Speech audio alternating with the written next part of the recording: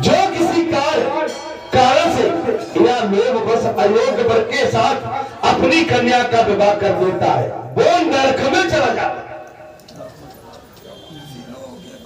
लोग बस जो किसी कारण से या लोग बस अयोग्य वर के साथ अपनी कन्या का विवाह कर देता है वो पिता नरक में चला जाता है। इस प्रकार योग वर का अनुसंधान करते हुए उनका बहुत समय व्यतीत हो गया तथापि उन्हें अपनी कन्या के योग उत्तम वर दिखाई नहीं। तब राजा ने विश्व विख्यात चित्रकारों को बुलवाया और उन्हें भेजते हुए कहा तुम लोग मेरे आदेश से जाओ और भूतल के समस्त राजाओं का चित्रपट तैयार कर ले आओ।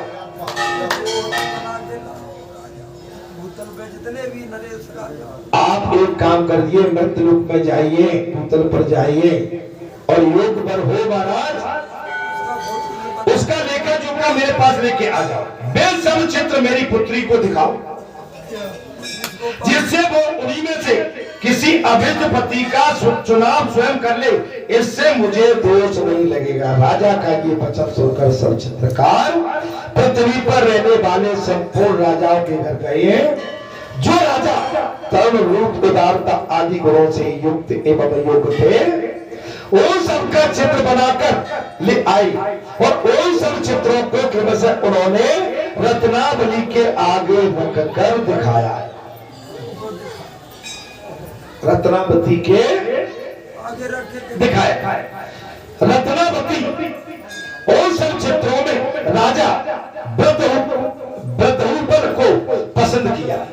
ब्रह्मपुर को पसंद और कहा मैंने दशरथ राज ब्रह्मपुर को पति मानने के लिए वर्ण किया।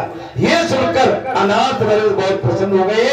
उन्होंने दशरथ राज के यहाँ दूतों को भेजा है और उनके यहाँ तुम सब लोग राजा बधुबन के पास विनय पूर्वक कहना राजन आप विवाह के लिए अनाथ नरेश के यहाँ चले। वे अपने साथ अपनी त्रिभुवनी सुंदरी कन्या रत्नावती का विवाह करेंगे। राजा का ये आदेश पाकर दूत ही दशरथ राज के यहाँ गए और अनाथ नरेश का संदेश कह सुनाया।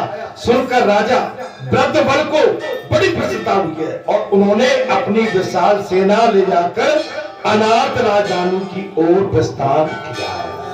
अब थोड़ा जो मेरे मानी का जन सिया रैया बाज लगाई तो मेरे मानी का जन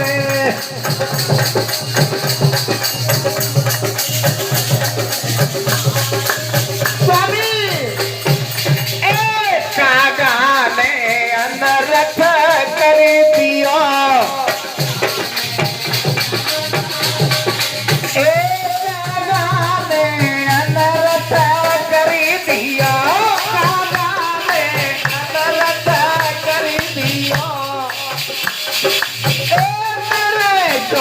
चरण में दे गयो मेरे चरण में दे गयो सभी मोकुली बचाई जो मेरे मारी का गने सिया रैया आवाज लगाई जो मेरे मारी का गने।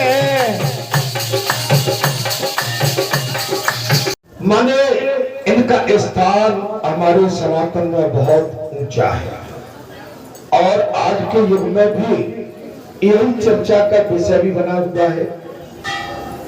माताओं का सम्मान हमारे भाई ने कथा प्रारंभ की थी। माताओं का सम्मान, पत्नी का सम्मान और समाज का सम्मान और संतों का सम्मान, वेदों का सम्मान, महापुरुषों का सम्मान अगर हम करेंगे तो निश्चित हमारा मार्ग अत्यंत आनंदकारी और खुशहाली और महाकल्याणकारी बन जाए।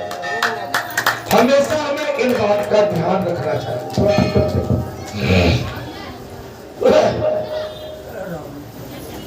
कथा जीवन की व्यथा काटती है। और बालाजी धाम में कथा को चलते चलते लगभग 24 वर्ष हो गए महाराज। कितना वर्ष हो गया? और 24 वर्ष से इस व्यासपीठ पर लगातार कथा चल रही है। 2.5 दशक हो गया। कितना हो गया महाराज? 2.5 दशक में तो दुनिया हिल जाती है महाराज। और यहाँ पर बालाजी ने इतना मजबूत पौधा धर्म का लगा दिया कि अंगद का पैर हो गया है। ये धर्म का इतना बड़ा आपका बरगद का पेड़ लग गया महाराज। एक जन्म नहीं, जन्मों जन्मांतर तक ये हमेशा ऐसे ही फलता फूलता रहेगा। अमर हो गया, अजर हो गया, अमर हो गया, अजर हो गया। आप सभी भक्तों को, संतों को मैं पुनः नमन करता हूं, प्रणाम करता हूं, साष्टांग दंडवत करता हूं। कथा सत्य कहता हूं, सत्य के अलावा और कुछ भी नहीं कहता हूं। धर्म की पीठ पर मैं बैठ के जो जो कहूंगा वो सत्य सत्य कहूंगा। और सत्य जो है संसारी मनुष्य को तीर की भांति चुभता है। कैसे लगता है? तीर की भांति। अगर सत्य को सीख गए, सत्य को बचा गए, तो असत्य का विनाश और आपका कल्याण तय हो जाएगा। आप अमर हो जाओगे और अमर हो चुके हो। यहां पर कथा में प्रसंग आ गया महाराज। कथा विभिन्न प्रकार की है। एक दृष्टांत दे रहा हूं छोटा सा। सूत जी ने कहा, उन्हीं दिनों चमत्कारपुर में विश्वासु नामक से एक प्रसिद्ध नागर ब्राह्मण था महाराज। विश्वासु। कथा चल रही है दोनों कन्याओं की शादी की। नागर ब्राह्मण जो वेद वेदांगियों के पारंगत विद्वान थे। वेद वेदांगियों के पारंगत विद्वान थे। उन्हें प्रौढ़ अवस्था में एक पुत्र प्राप्त हुआ था। वृद्ध अवस्था में प्रौढ़ जवान एक पुत्र प्राप्त हुआ जो प्राणों के समान प्रिय था महाराज। कैसा था? एक पुत्र हो गया युवा अवस्था में जो प्राणों से भी प्रिय था। उसका नाम था परावसु। परावसु। वो युवा अवस्था को प्राप्त होने पर इष्ट मित्र मंडली के साथ वेदों का अध्ययन करने के लिए किसी समय माघ मास आने पर परावसु अपने अध्यापक के घर अध्ययन करता था। अपने अध्यापक के घर पर अध्ययन करने के लिए रहने लगे। वो रात को भी नहीं रहता था महाराज। एक दिन आधी रात को वो चुपके से उठा महाराज। क्या हुआ? अपने गुरु के घर रहता था। आधी रात में एक दिन वो चुपके से उठा और अपने सहपाठियों सहित छिपकर वेश्या के घर में जाके उसी के साथ सो गया। कथा समझ में आ रही है? एक समय की बात है, ब्राह्मण पुत्र था, अध्ययन करने के लिए अपने गुरु के घर जाता था और रात्रि में वही रुकता था। एक दिन की बात है महाराज, वो आधी रात को उठा और चुपके से उठा, अपने सहपाठियों से छिपकर वेश्या के घर में जाकर उसी के साथ सो गया। जब थोड़ी सी रात बाकी रही तब उसे बड़े जोर की प्यास लगी। रात्रि हो गई। साथी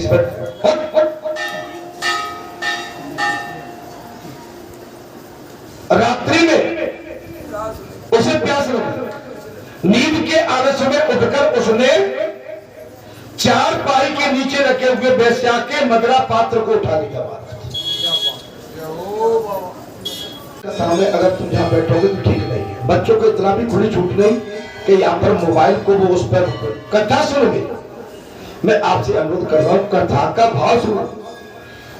चार पाई के नीचे रखे हुए बेस्या के मदिरा पात्र देखिए, एक कुसंग आपका सत्संग कैसे भंग करता स्वामी हो रहा था। ये कुसंग है। आप बच्चे बने सत्संग में पे जाते हो, आप दिन रात पढ़ते लिखते हैं, अगर एक कुसंगी पड़ जाए तो पूरी पंडाल को खराब कर देगा।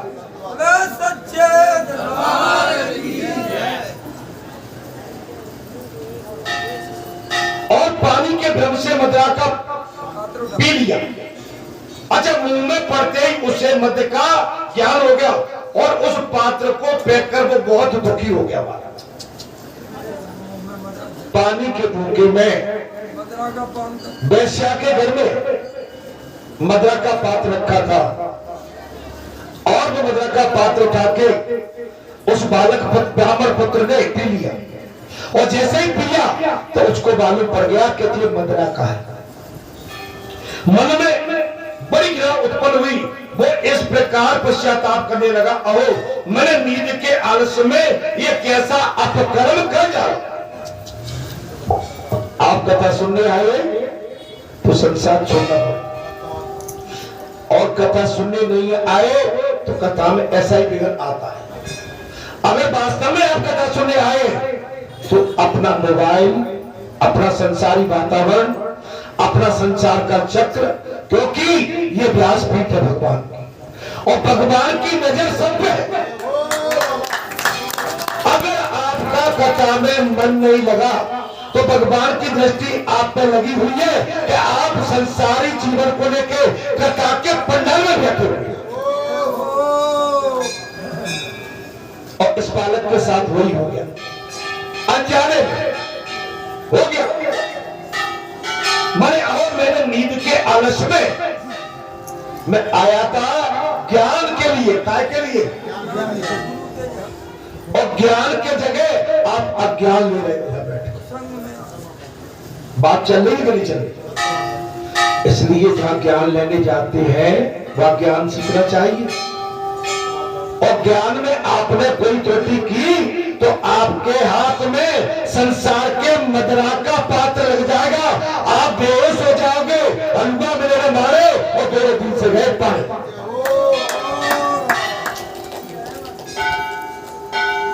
आपके हाथ में से ज्ञान चला जाए। ये मैंने क्या कहा, जल के धोखे में अत्यंत निंदनीय मध्य को मैंने मुंह में डाल लिया, क्या करूं, कहा जाऊं, कैसे मेरी शुद्धि होगी। पाप हो गया, कहा जाऊं, समझ लेना। आप योग अध्याय के प्रांगण में बैठे, कहा बैठे, योग अध्याय के प्रांगण में। अगर आपने संसार रूपी मदिरा पी तो आपका हमारा यहां से विनाश तय होगा। गिलानी, हम कथा में गए, महाराज जी के पास बैठे थे, हम माइक चला रहे थे या मोबाइल चला रहे थे, महाराज जी की दृष्टि पड़ गई। जब महाराज जी की दृष्टि पड़ी, हमारे लिए महाराज जी का बहुत अच्छा भाव था, लेकिन आज उन्होंने ये कर्म करते देख लिया, उनका भाव हमसे अलग चला गया। क्या हो गया महाराज? अरे होता कि नहीं, होता कि नहीं, ऐसा होता है। एक उत्तम विद्यार्थी हो, अव्वल दर्जे का विद्यार्थी हो, लेकिन कोई वो छोटी हरकत क्लास में कर देता है, उस दिन से उस शिक्षक का मन उससे दूर चला जाता है। अब इसके लिए अत्यंत दुष्कर पश्चाताप का मन में ही ऐसा निश्चित करके प्रातः काल उसने संघ तीर्थ में जाकर शिखा सहित मुंडन कराया, अपनी चुटिया बाल और अपना चुटिया भी कटा दी, मुंडन करा दिया। आप समझ लेना, आप ब्राह्मण है, अगर कहीं गलत जगह पे आपका हाथ चला जाए, आपसे कोई गलती में मदिरा का पात्र उठ जाए, आप गलती में किसी पर नारी को स्पर्श कर ले, पर नारी को भी, तो भी पात्र लग जाएगा। पर नारी के शरीर के स्पर्श से आप बचना हमेशा हमेशा हमेशा। आप चाहो कि हम सफर कर रहे हैं और कोई माता हमारी बगल में बैठी है, आप जानबूझ के अपने शरीर को ढीला छोड़कर उसके शरीर को स्पर्श करना चाहें तो पाप लग जाएगा। इस हरकत से बचना। आपके मन में अगर पाप का अंकुर आ गया तो आपका विनाश वहीं से प्रारंभ हो जाएगा। आप मंदिर आते हैं, बसों में बैठ के आते हैं, ऑटो में, तुम में, उसमें कई यात्री रहते हैं। आपको सावधानी से बैठना चाहिए, सतर्कता से बैठना चाहिए। आपके बीच में जो भी भाई बंधु सगे संबंधी बहन बेटी बैठी है, बालाजी को साक्षी मानते हुए, बालाजी के चरणों में ध्यान करते हुए, बहन को बहन, बेटी को बेटी, बहू को बहू, और हमारी बहन बेटियों को चाहिए कि भाई पिता तुल्य समझना चाहिए।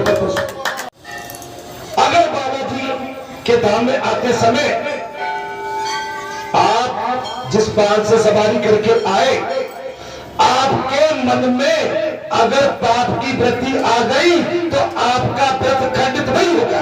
बालाजी आपकी पूजा को स्वीकार नहीं करेंगे। कहिए क्यों? कि मार्ग में आते ही हमसे कुभाव आ गया और कुभाव में पाप हो गया। जब पाप हो के अब हम शुद्धिकरण कैसे दे सकते? मैंने क्या कहा? नहीं ऐसा। अरे भाई, आपको जो बात हल्की लग रही है, मैं तो कथा वही कह रहा हूं। एक ब्राह्मण बच्चे का भाव कैसे बदल गया कि एक गुरु की शाला में पढ़ने जाता था, लेकिन कुसंग में पढ़ के एक वैश्या के घर जाके सो गया। बात तो यही है ना भाई, उसका मन खराब हुआ होगा तभी वैश्या के घर गया होगा। और वैश्या के घर जाके सो के आलस में, और वैश्या का मदरा पान रखा था, प्यास लगी और पानी के धोखे में मदरा भी पी ली, तो भाव तो खराब हो गया ना भाई। अब आपको प्रायश्चित करना पड़ रहा है। अब आप आके यहां भी बगला भगत बन के और घर बातों ऐसे करके अपने कुछ भी करके आ गए और जाओ।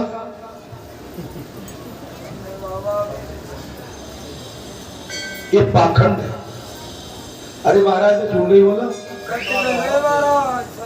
आप समझ लो, अपने घर में भी खड़े हुए, आप छत पे भी हैं, आप कहीं आंगन में भी हैं, आप किसी झरोके में हैं, आप रोड पे भी जा रहे हैं, तो अपनी आंखों को न करते रहो।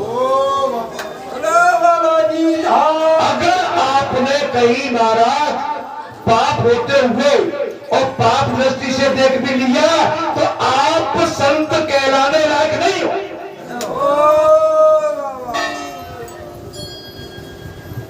अरे मैं झूठ नहीं बोलता हूं, मैं सत्य बोलता हूं। मैं आपसे जो कह रहा हूं सवा सुराना कह रहा हूं। आपको देखने में बुरा लग रहा है बेटा? आप मेरे बच्ची हो, मेरी बेटी के समान हो, मेरी बेटी, माता पिता, मैं आपसे विनती करके कहता हूं कि मार्ग में भी आप अपने सतमार्ग को अपनाइए। केवल जहां बैठ के पाखंड नहीं। अरे आपका ये पाखंड, आपका पाखंड नहीं, आपका सत्कर्म। अरे जिस मार्ग में जाते हैं, जिस रास्ते में जाते हैं, जिस गली में जाते हैं, जिस दुकान पर बैठते हैं, जहां पर भी बैठते हैं, आपके दृष्टि में सद्मार्ग होना चाहिए।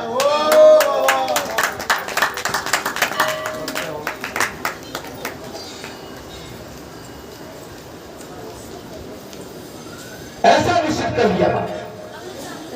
अब क्या करें? मनी मैंने ऐसा निश्चित करके प्रातः काल उसने अपना शंकावती तीर्थ में जाके महाराज शिखा सहित मुंडन करा। शिखा सहित छुट्टियां तक बुलवा दी। इसके बाद शीघ्र ही उस स्थान पर गया जहां वेद विद्यालय में शिष्यों सहित उपाध्याय वेद मंत्रों का पाठ करा रहे थे। उनके गुरु कहां पहुंच गए? अपने गुरु के पास। कथा में आनंद आ रहा हो तो कहूं भाई, ज्यादा बड़ी कथा नहीं बची है, छोटा सा प्रसंग है। आनंद आ रहा है? हाँ, मैं इसके प्रसंग के बाद विराम दे दूंगा, ठीक है? लेकिन कथा में थोड़ा सा धीरे धीरे कहता हूं। मैं एक ही शब्द को विभिन्न प्रकार से कहने का प्रयास करता हूं। शब्द एक रहता है, लेकिन मैं इस संसार की लपेट चपेट से आप कैसे बचे, मैं प्रयास करता हूं कि इस चपेट से कैसे बच पाए।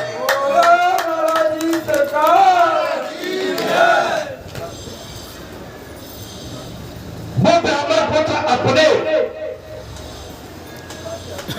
उपाध्याय वेद मंत्र का जब पाठ कर रहे थे, उनके पास पहुंचकर पराबसु दूर से ही बैठा और उसके सहपाठियों ने जब उसे दाढ़ी मूंछ से रहित देखा, तब भी हंसी करते हुए हाथों से बार बार उसके मस्तक पर ठोकने लगे।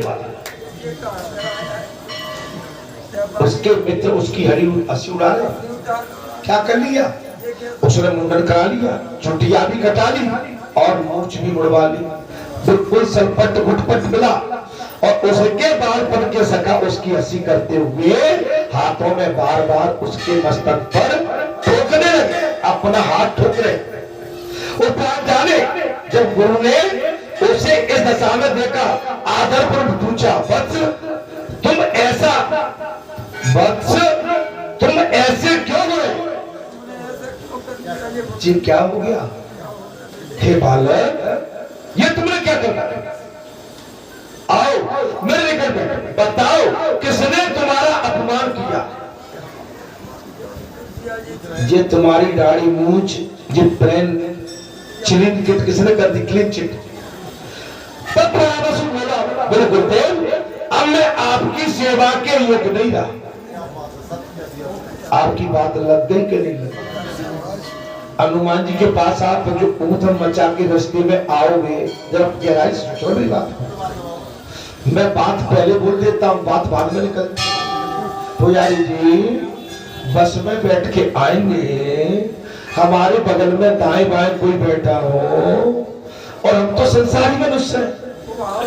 अगर कुभाव आ गया और कुभाव आने के बाद हम बगला भगत बन के गेट पर उतरे और बगला भगत बन के फिर चले आ रहे सीताराम सीताराम करते हुए, महाराज जी पाए लागे आशीर्वाद, भगत जी पाए लागे आशीर्वाद, दादाजी पाए लागे आशीर्वाद। अच्छा बस में क्या कर रहे थे तो बता दो।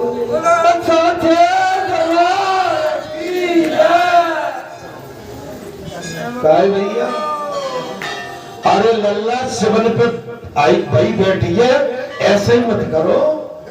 बस में एक बात और बता तुम्हारा, एक चक्कर और है, चांद पूरा हो गए, चांद दांत गिर गए और मूंछ पक गई और तो कहो कि नहीं अबे तो मैं हटो काय हसमुख भैया। नहीं जी मैंने क्यों कही है? कछु ठोकरा देके बिना झुंड दे को सोई पहले।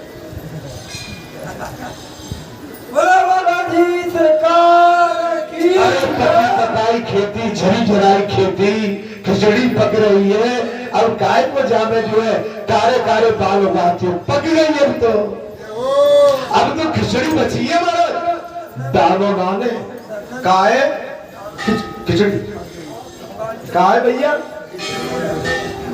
खिचड़ी। अच्छा खिचड़ी पे बिठराए, तब बिठराए भी के दिन, तब तो बिठराई नहीं है। अब जब मैं काली काली पीली पीली करके लाई, कहा बचनो हमारा लल्ला राजीनामा कर लो, कल मैं जो प्रसाद माला लेके आ रहा हूँ संध्या घंटे। बढ़िया बात, बढ़िया बात। माला और पान लेके मैंने अब मैं गुलंबर पे टन ले रहा हूँ, तो मैं सफेद कुर्ता पजामा पहने हूँ, तो ने आंख ने हवा लगते सो ने कारो चश्मा लगाएगा, तो कैसो नहीं हवा लगता। अब भैया देखो बूढ़ो आदमी हवा तो लगते, आंख में कछु चलोगे तो परेशान। अब मैं टर्न ले रहा हूं, वहां पर दो मोड़ा आई बाइक पे, महाराज एक बड़ा सरकार अब महाराज वो ऐसी छुट्टी करे दिल तो कागज भी दी गई भाई।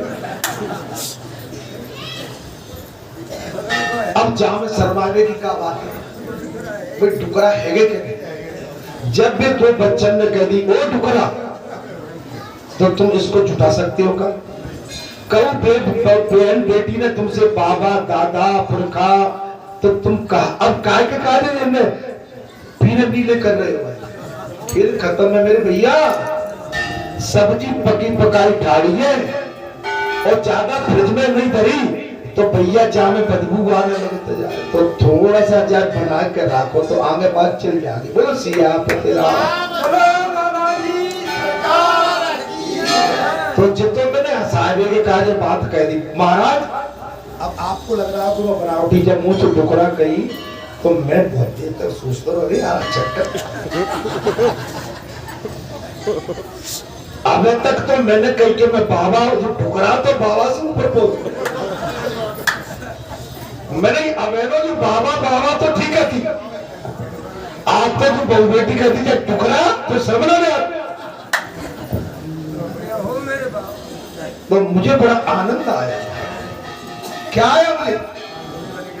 अरे भैया टुकड़ा शब्द मिल जाए महाराज, ये तो बहुत गरिमा की बात होती है, ये वजनदारी की बात होती है कि हमारा चौथापन आ गया, हम पक चुके हैं, अब हमारा अंतिम पड़ाव है और कुछ समय बचा है, हमारे पास समय भी ज्यादा नहीं बचा हुआ है। ठीक है ना? जो टुकड़ा की उपाधि आज मुझे मिली है मैं गदगद हो गया महाराज।